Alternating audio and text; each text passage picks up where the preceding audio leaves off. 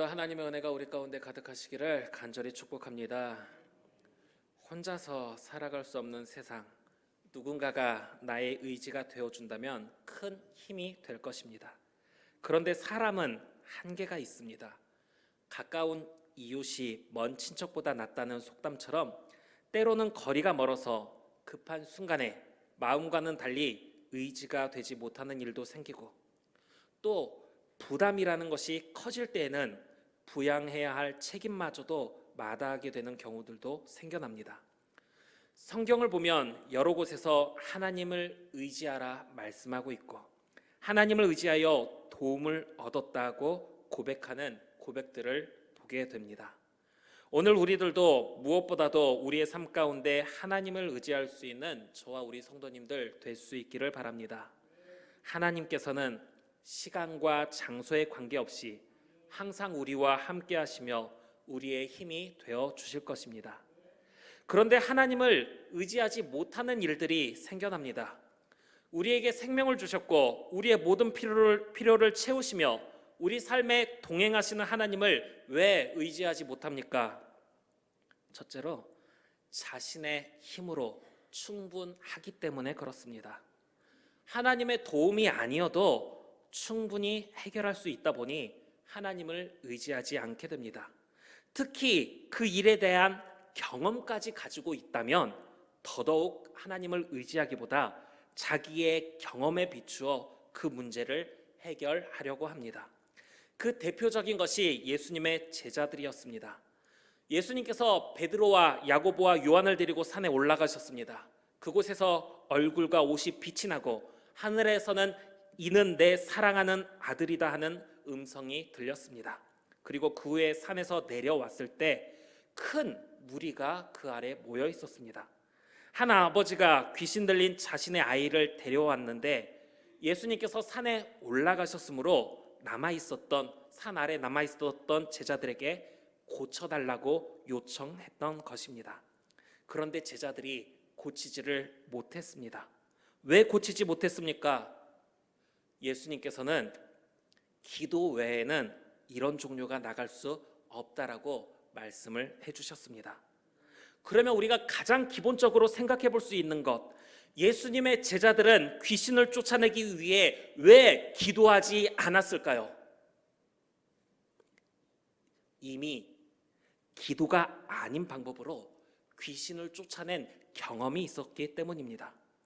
마가복음 6장 말씀을 보면 6장 7절에 12 제자를 부르사 둘씩 보내시며 더러운 귀신을 제어하는 권능을 주시고, 예수님께서 귀신을 제어하는 권능을 주셨고, 마가복음 6장 13절에 많은 귀신을 쫓아내며 많은 병자에게 기름을 발라 고치더라. 그 권능으로 귀신을 쫓아냈었다는 것입니다. 이미 귀신을 쫓아내 봤으니 지금도 어떻다? 귀신을 쫓아낼 수 있다 없다? 쫓아낼 수 있다라는 생각을 가졌던 것 같습니다. 그런데 과거처럼 귀신을 쫓아내지 못한 것입니다. 과거에는 그렇게 될 수 있었지만 지금은 또 다른 상황일 수도 있는데, 전에 했던 경험에 매여서 그것만을 고집한다거나 거기에서 벗어나지 못한다면 발전이라는 것은 있을 수 없을 뿐더러 큰 낭패를 겪게 될 수도 있습니다. 사랑하는 우리 성도 여러분, 하나님께서 도와주지 않아도 지금 내 앞에 있는 문제 해결할 수 있습니까? 전에 했던 일이라서 더 쉽게 내 앞에 있는 문제 해결할 수 있다고 생각되십니까? 그 마음이 하나님을 의지하지 못하게 만듭니다. 그리고 이전과는 달라진 상황에서 실패를 경험하게 만들지도 모릅니다. 우리는 내가 잘할 수 있는 일이라 하더라도, 내가 이미 경험해봐서 정말 잘할 수 있는 일이라 하더라도 하나님을 의지하여 하나님의 은혜로 하나님과 함께 모든 일들을 해결해 나갈 수 있기를 간절히 바랍니다. 하나님을 의지하지 못하는 또 다른 이유는 악을 행하는 사람들 때문입니다. 우리는 악을 행하는 사람들로 인해 하나님을 의지하지 못하게 됩니다. 이 부분은 두 가지를 생각해 볼 수 있는데, 먼저는 소위 악을 행하면서 부정과 불법을 저지르며 원하는 것을 얻고 부와 명예를 누리는 사람들을 향한 부러움이, 그들을 향한 부러운 마음이 우리가 하나님을 의지하기보다 그 사람들처럼 똑같이 해서라도 나도 그런 결실을 누려야겠다 하는 마음을 품게 만드는 것입니다. 하나님을 의지하고 하나님의 은혜를 기다리기보다 눈에 보이는 것들을 쫓아가게 된다는 것입니다. 그리고 악을 행하는 사람들 때문에 하나님을 의지하지 못하는 또 하나의 이유는 악을 행하는 사람들로 인해 해를 입게 되었을 때, 그들로 인해 어려움을 겪게 될 때, 주여 어디 계십니까? 어찌하여 나를 잊으셨나이까? 내가 어찌하여 원수의 압제로 말미암아 슬프게 다니나이까? 탄식과 함께 낙심하기도 하고, 아삽 같은 경우는 악을 행하는 사람들로 말미암아 넘어질 뻔했다, 믿음을 잃게 될 뻔했다고도 고백을 합니다. 사랑하는 우리 성도 여러분, 악한 사람들이 잘 되는 거 부러우십니까? 지난달에 함께 말씀을 나눌 때 나쁜 짓 한 번 해서 평생 행복할 수 있다면 어떻게 할래?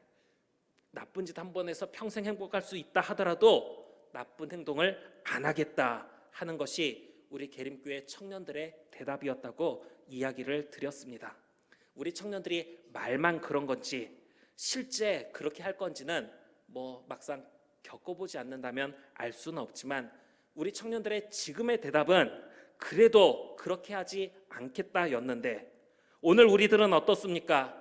다른 사람들도 다 하는데 나만 바른 행동하면 괜히 혼자만 튀는 행동인 것 같고, 여러 생각들이 그냥 다른 사람들처럼 하자 하는 마음으로 우리의 마음을 이끌어갈지도 모릅니다.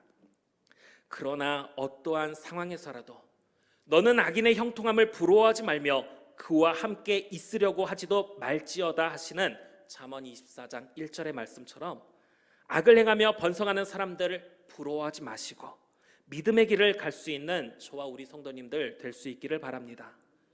또한 악한 자로 인해 어려운 상황을 겪고 있다고 한다면, 악을 행하는 자들 때문에 불평하지 말며 불의를 행하는 자들을 시기하지 말지어다. 그들은 풀과 같이 속히 배임을 당할 것이며 푸른 채소같이 쇠잔할 것이미로다. 오늘 말씀을 통해 더욱 하나님을 바라볼 수 있게 되기를 간절히 바랍니다. 다윗은 자신을 시기하며 죽이려던 사울 왕의 그 모든 행동에 대해 하나님께서 행하신 놀라운 일들을 기억하면서 백성들을 향해 권면하는 것입니다. 악을 행하는 자들 때문에 불평하지 말며 불의를 행하는 자들을 시기하지 말라. 하나님께서 그들을 심판하실 것입니다. 시편 37편 10절 말씀에 잠시 후에는 악인이 없어지리니 내가 그곳을 자세히 살필지라도 없으리로다. 가라지를 뽑다가 곡식까지 뽑히게 될 것을 염려하셔서 추수 때까지 함께 자라도록 놔두시는 것일 뿐, 때가 되면 곡식은 곡간으로, 가라지는 불살라 흔적도 남지 않게 만드실 것입니다. 그리고 그 모습을 보게 될 때 우리도 다윗처럼 담대히 고백할 수 있을 것 같습니다. 악인들이 내 살을 먹으려고 내게로 왔으나 나의 대적들, 나의 원수들인 그들은 실족하여 넘어졌도다. 여호와는 나의 빛이요 나의 구원이시니 내가 누구를 두려워하리요? 여호와는 내 생명의 능력이시니 내가 누구를 무서워하리요? 악을 행하는 자들로 인해 넘어지는 것이 아니라 도리어 그들이 넘어지는 모습을 보며 더욱 믿음 안에 굳건히 설 수 있는 저와 우리 성도님들 될 수 있기를 간절히 바랍니다. 오늘 이 시대를 그리스도인으로 살아가는 우리의 삶이 마냥 쉬운 삶이 아닙니다. 날마다 자기 십자가를 지고 나를 따르라는 예수님의 말씀을 생각한다면 비그리스도인들보다 더 힘든 삶이 예견됩니다. 그런데 우리는 그것을 모르고 가는 것이 아닙니다. 알면서 가는 겁니다. 무엇 때문입니까? 이후에 있을 하나님과 동행하는 영원한 행복을 바라보기 때문입니다. 이 마음을 잊어버린 채 눈앞에 일어나는 일들 때문에 거기에 매여서 흔들리지 말고 끝까지 하나님을 바라볼 수 있게 되기를 간절히 바랍니다. 다만 우리가 사람입니다. 기계가 아니다 보니까 마음과는 다르게, 우리의 생각과는 다르게 우리의 몸이 반응할 때가 있습니다. 그래서 예수님께서 제자들을 향해 마음에는 원이로되 육신이 약하도다 말씀하시며 시험에 들지 않게 깨어 기도하라 말씀하셨습니다. 쉽게 흔들리는 우리를 향해서 다윗을 통해 하나님께서 주시는 말씀, 오늘 봉독한 3절 말씀에 여호와를 의뢰하고, 이 의뢰라는 히브리어 단어 바타흐는 의지, 신뢰라는 단어 의미를 가지고 있습니다. 하나님을 신뢰해라, 하나님을 의지해라 하는 것입니다. 우리 자신은 늘 흔들리지만 하나님을 의지할 때 하나님께서 우리를 도우시며 굳세게 하실 것입니다. 예레미야 17장 7절 말씀에 무릇 여호와를 의지하며 여호와를 의뢰하는 그 사람은 복을 받을 것이라 말씀하고 있고, 시편 37편 40절 말씀을 보면 여호와께서 그들을 도와 건지시되 악인들에게서 건져 구원하심은 그를 의지한 까닭이로다. 하나님이 도와주시는 것이 하나님을 의지하였기 때문이라고 말씀하고 있습니다. 여기서의 의지가 이제 같은 단어는 아니고 하사라는 히브리어 단어로 피하다라는 뜻인데, 하나님을 믿고 의지해서 하나님께 피한 그 행동을 가리킵니다. 하나님을 믿고 신뢰하여 그의 그늘 아래로 피하였기 때문에 하나님께서 도와 건지신다는 겁니다. 성경을 보면 하나님을 의지한 사람들을 보게 됩니다.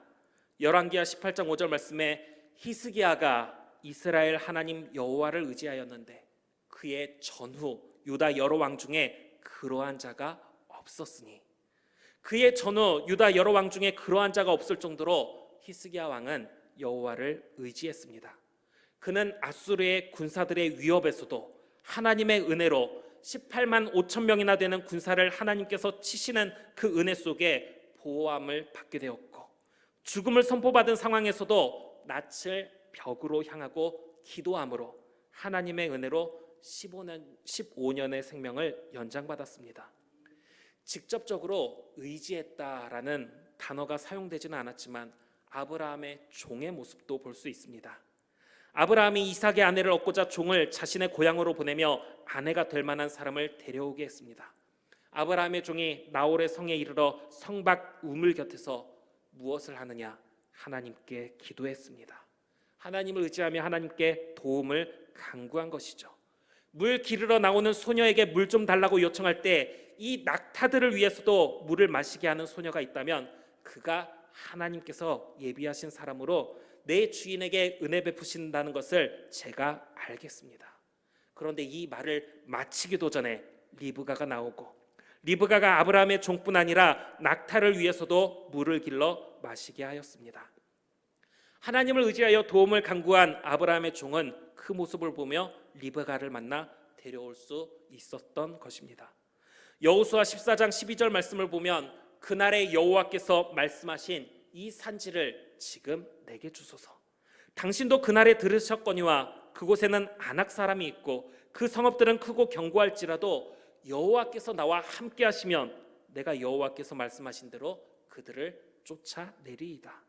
갈렙은 85세의 나이로도 하나님께서 함께 하신다면 지금도 전장에 나아가 적들을 쫓아낼 수 있다고 말하였고, 여호수아 15장 14절 말씀을 보면 갈렙이 거기서 아낙의 소생 그 세 아들 곧 세세와 아이만과 갈매를 쫓아내었고, 갈렙은 그곳에서 적들을 쫓아내었습니다.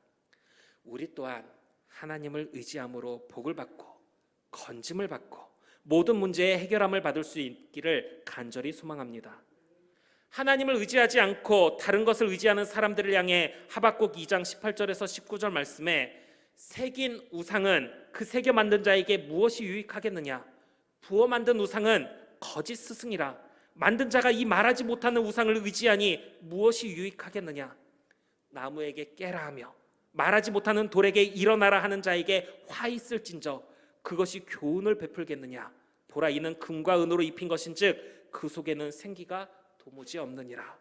그 어리석은 모습을 책망하고 있고, 예레미야 46장 25절 말씀에 만군의 여호와 이스라엘의 하나님께서 말씀하시니라.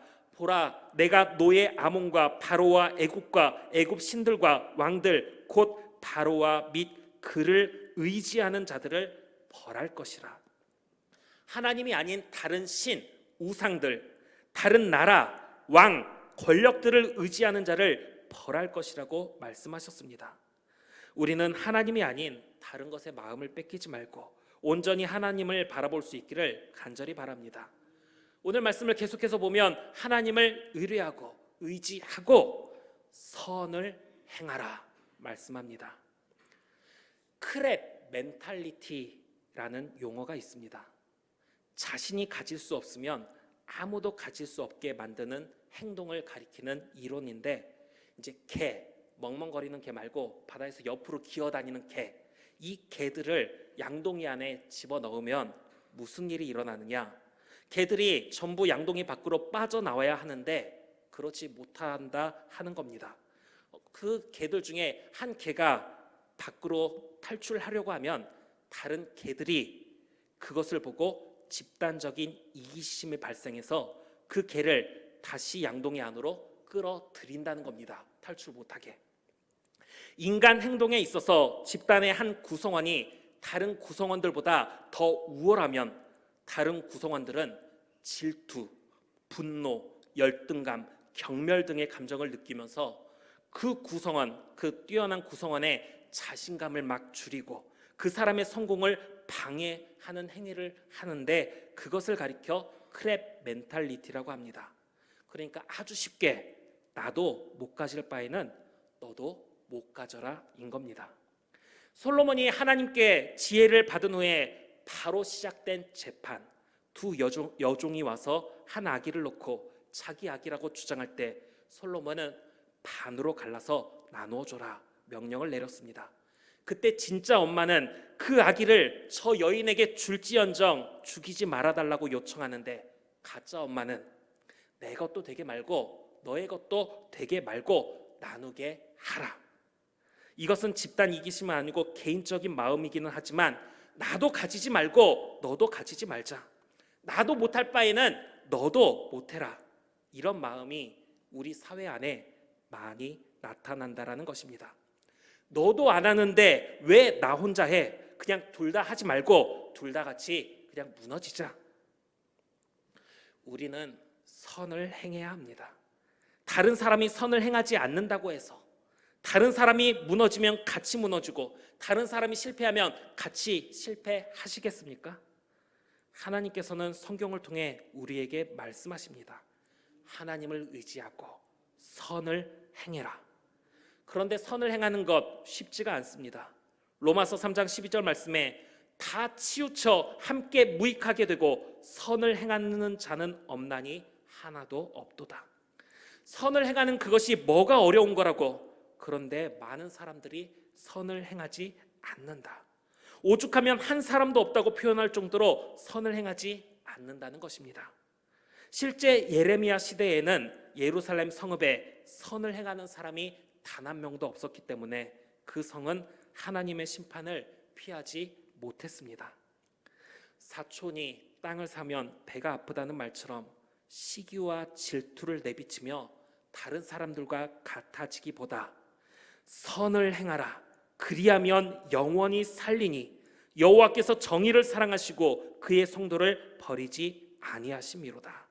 시편 37편 27절 28절의 이 말씀처럼 우리는 선을 행함으로 하나님의 은혜로 구원의 은혜를 누리면서 영원한 생명의 자리에 들어갈 수 있게 되기를 간절히 바랍니다.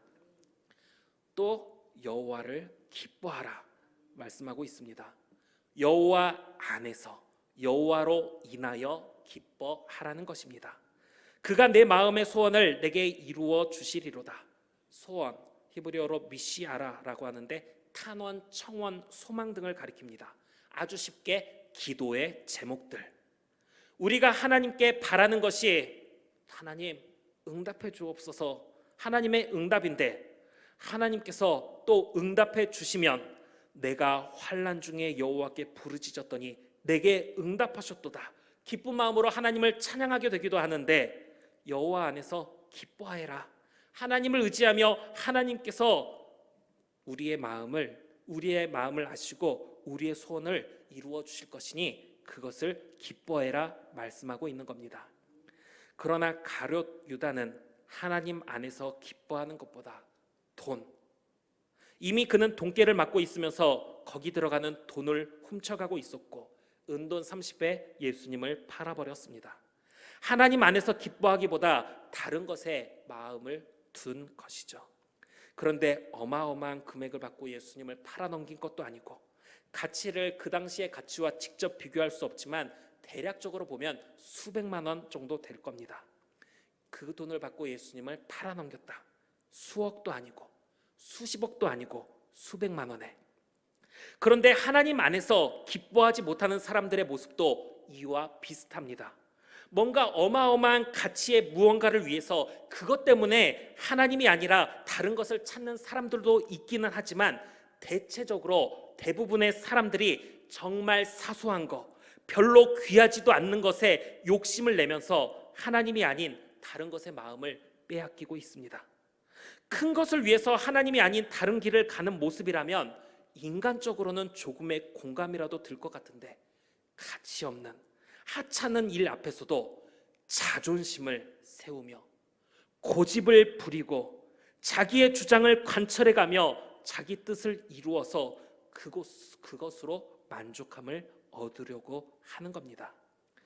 우리는 하나님이 아닌 다른 것으로 충분히 기뻐할 수 있다면서 다른 길과 방법을 찾을 것이 아니라 하나님을 찾고 하나님을 의지하여 선을 행함으로 하나님 안에서 기뻐할 수 있는 저와 우리 성도님들 될 수 있기를 바랍니다. 내 길을 여호와께 맡긴다. 히브리어로 가랄, 구르다, 옮긴다라는 뜻인데 명령 형태로 쓰였습니다. 하나님께 너의 길을 굴려라. 쉽게 하나님 안에서 행하라 하는 겁니다.